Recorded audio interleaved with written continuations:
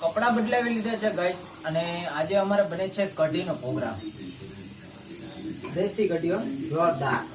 જો છાસની બનાવેલી છે અને મરચા બરચા ને ટોપ નાખેલું છે ભાઈ કઢીમાં, કાંઈ ઘટે નહીં. અને આ બનાવેલી છે દીદીએ. તને કોણીએ શીખવાડી? તો કોણીએ બનાવી? તે બનાવી મમ્મી? હે વાહ. તો ભાઈ વાંધો નહીં ભાઈ, મારા મમ્મીના હાથની કઢી બને સુપર અને મને મજા આવે ખાવાની. તને મજા આવે કે? મને તો મજા જ આવે એમ. અને બાજુમાં બને છે ખીચડી વઘારેલી. આજે ખીચડીને કઢી ખાવાની છે. અને કોના કોના ઘરે કઢી બને છે અને કોઈને ભાવતી ના હોય તો મને કહેજો મારી જેમ. મને તો ભાઈ ક્યારેક ક્યારેક હોય એટલે હાલે. પછી કુકર કી સીટી બજી. અને મારા મમ્મીનું કામ ચાલુ છે રામાયણ જોવાનું. મમ્મી કેટલા ટાઈમ છે જોયો રામાયણ? કેટલા ટાઈમ થયા જોતો? તો મારા મમ્મી રામાયણ જોવે છે અને દીદી બનાવે છે રોટલા. કારણ કે કઢી બની હોય એટલે બાજરાના રોટલા ખાવા જ પડે. કેવું? અને અમારે જો ભાઈ પાણીમાં શું છે? જીવત છે. પાણીમાં જીવડાવું ગાંડો થઈ ગયો. ઓ એમ છે. તો હાલો મસ્ત મજાના રોટલા બનાવી નાખો, સરસ મજાના. પછી આપણે જમી લઈએ. અને દીદીને આળસ થાય છે રોટલા બનાવતા અને રોટલી બનાવતા. કારણ કે એને હે ને બે વસ્તુમાં જ આળસ થાય. મારી મમ્મીને ગમે ત્યારે કહેતી હોય કે શાક હું બનાવી નાખું અને રોટલા મમ્મી તું બનાવી દે. તમે બધા રોટલા બનાવવાનું શું આળસ થાય? મને તો આવડતા નથી. બાકી હું રોજ ટીપી નાખું, ખબર છે? અત્યારના છોકરાઓ હોટલમાં જમવાનું બનાવતા હોય, આમાં કરતા હોય, તને કાઢી બનાવતા નથી આવડતી. છે ભાઈ, હાલો છે ભાઈ. તો ચાલો મિત્રો, જમવાનું બની ગયું છે અને જમવામાં તો શું હે તમને ખબર છે? કઢી, રોટલો, પાપડ અને છાશ. અને અમારે હે ને દીદીને મજા ન આવે કઢી બને ને તો. મને તો આવે તો તને ન આવે. અમને તો બહુ મજા આવે વાલા. હા તંબુરો મારા વાલા. અમને ખબર છે કે એને મજા આવે નહીં હો.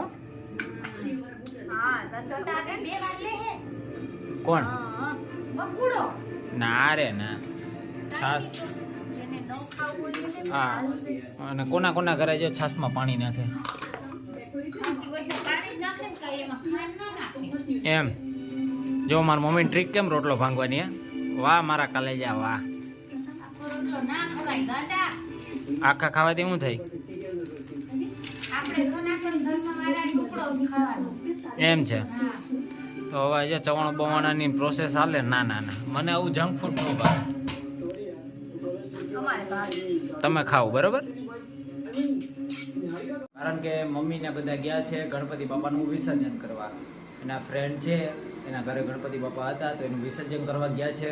અને હું ઘરે એકલો છું તો હવે જમવાનું બમવાનું બધું આપણે હાથે હારવું જોશે. અને બપોરના વાગી ગયા છે 11:30. તો હવે એકલા એકલા કંટાળો આવે તો મેં કીધું ચાલો એકાદો વ્લોગ બનાવી નાખીએ. અને મમ્મીની રાહ જોઉં હું. હજી તો એ લોકો પૂગ્યા છે ત્યાં ગણપતિ બાપાની આરતી કરે છે અને વિસર્જન કરવાનું બાકી છે એટલે એને મોડું થઈ જશે. અને અહીંયા પ્રસાદી લઈને આવશે. તો કંઈ વાંધો નહીં, ચાલો. અને ચેનલમાં નવા હોય તો લાઈક કરજો, શેર કરજો અને સબસ્ક્રાઈબ કરજો. અને મારે પાછું કારખાને જવાનું છે બપોર પછી 2 વાગે કારખાને જઈશ. અને હું ગયો નથી કારણ કે એમાં હે ને બાયુ બધી વધારે હતી, ટૂંકમાં જેન્ટ્સ કોઈ હતા નહીં. તો મેં કીધું મારે એકલા જ નથી જવું, નકર તો તમને બ્લોગમાં બતાડે. ગાઈઝ હું અહીંયા બેઠો હતો, આ ઓશિકું દેખાય ત્યાં. અને હવે પાછો હું અહીંયા હોવા આવ્યો, આ બાજુ આવી ગયો ત્યાંથી. એનું કારણ શું છે ખબર છે? પંખો એક એવો અવાજ કરે છે ને કે આમ કાનના હવા મગજ આમ કાઢી નાખે. આમ ચીચી અવાજ આવે, કિચર કિચર કિચર. કાલ રાતે એમ થતું હતું, રાતે નીંદર ઉડે ને ત્યારે એવી ખીચ ચડતી હતી. હવે આજે કા કારીગરને બોલાવવો જોઈએ કે પંખાના કારીગર પાસે લઈ જવો જોઈએ.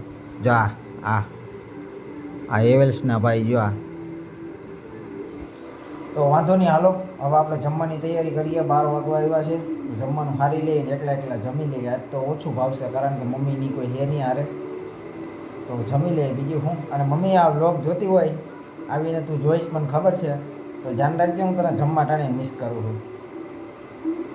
ગાઈઝ આજે જમવામાં છે ગુવાર બટેટાનું મસ્ત મજાનું શાક, અથાણું છે, રોટલી છે, વેફર છે અને છાશ છે. તો ચાલો જમી લઈએ હવે. ગાઈઝ ઘરે આવી ગયો છું ને 1 વાગ્યાનો ગયો તો ને અત્યારે જો વાગ્યા 8 વાગે ઘરે આવ્યો અને મારા મમ્મી ને બધા આવી ગયા છે. જમવાનું હારે છે અને ભૂખ એવી લાગી ભાઈ. ક્યાં વિસર્જન કરવા ગયા હતા જરાક અમને કે. ચોરેશ્વર હો? એ ચોરેશ્વર. એમ અહીંયા શું કર્યું?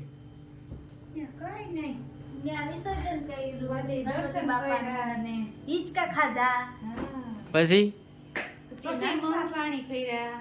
મમ્મીને ખોરામ બેહીન ફોટો પાડ્યો. ઓહો નાસ્તામાં શું હતું? નાસ્તામાં ગાંઠિયા, ચૂકી ભાજી, ગુંદી, પછી લાડવા.